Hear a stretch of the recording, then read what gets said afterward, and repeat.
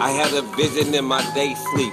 My health and wealth was finally got a rising peak. Thinking if there was more unity in my community, there'd probably be a better me. I pray to God, I'm getting older now. World on my shoulder now. Takes more accountability. It's not just me I take care of now. Hello, you're listening to Jay Harrell. Jay Harrell provides relevant and practical information for your life, your health, and your wealth.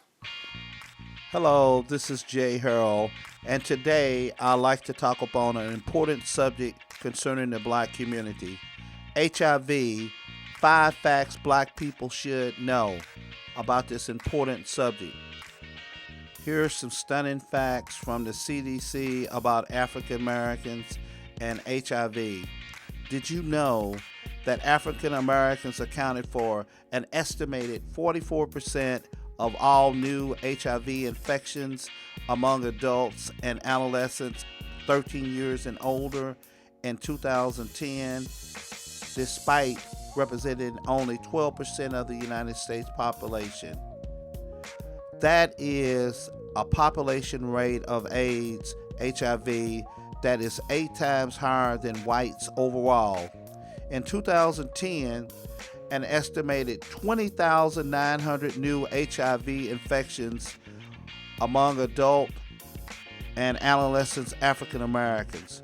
The rate among African American men was 7 times that of white men, twice that of Latino men, and nearly 3 times that of African American women.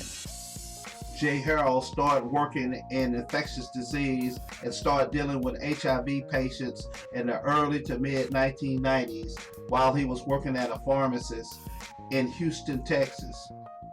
It was interesting in the fact that the only people that I saw in this area were white men, fairly affluent, in the mid 20s to mid to late 30s. But by 1995, that had changed.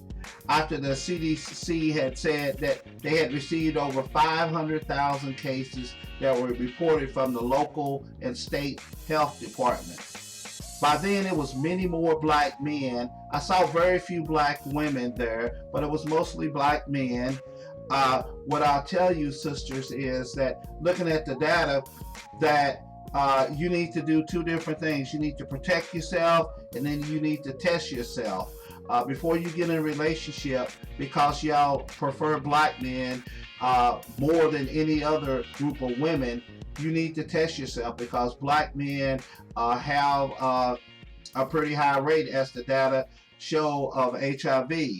So it is a huge problem. That's what I want to let you know. It's a huge problem. From the early 90s, when we were doing everything we can just to find a drug that would work, and we could tell, because if it didn't work, nobody showed up for the next dose. So we've come a long way, but the best thing to do is to prevent HIV in the first place. As a community, we need to do some things to protect ourselves in combating this terrible disease, HIV/AIDS.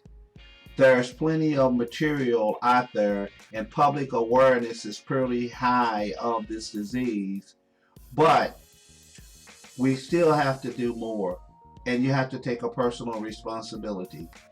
Black females, when there's 70% of the new AIDS cases are black males, you have to do some things to protect yourself.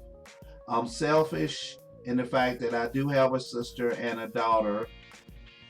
The reason why I'm so passionate about this disease, I remember in about 95, 96, I would go on every code when somebody had a medical emergency, and I was responsible for the HIV infectious disease area. A black dude, maybe 25, he was much younger than I was. I was looking at him, and I had sort of gotten used to people, unfortunately, maybe dying of HIV/AIDS. And this young guy was just looking at me. And, at first it was like, God, the last thing that this guy is going to see, I guess it was good in fact that he could see another black man, an older black man, but the last thought of maybe a 25 or 30-year-old black male is going to be looking at me. And it really made me think I need to do something and try to inform people so that won't happen. Because what was the potential of that young man? What was the potential? What was his? He could have been a great father. He could have been a great leader. He could have been a great teacher. And it applies to the sisters too. When I see these rates that's tremendously high, we need to do something. It's ravaging our community, our people. So let's do something. Help yourself and help your future and save the pain and agony that your family and that you're going to go through. Follow, like J. Harold on Facebook, Twitter, and Google Plus and iTunes.